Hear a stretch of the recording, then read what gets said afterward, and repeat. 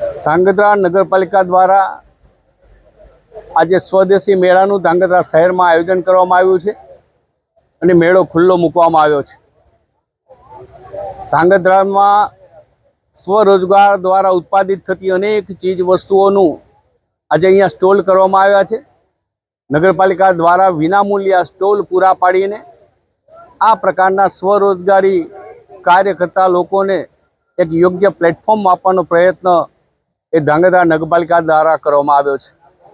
ગુજરાતના માનનીય મુખ્યમંત્રી શ્રી ભૂપેન્દ્રભાઈ પટેલ, નાયબ મુખ્યમંત્રી શ્રી હર્ષભાઈ સંઘવી અને રાજ્ય સરકાર દ્વારા દરેક નગરપાલિકા વિસ્તારમાં આ પ્રકારના સ્વદેશી મેળા થકી સ્વદેશી ઉત્પાદન વધારવાની, સ્વદેશી ઉત્પાદનનો વધુને વધુ ઉપયોગ થાય એના માટેની જનજાગૃતતા માટેનો એક કાર્યક્રમ યોજાયો છે।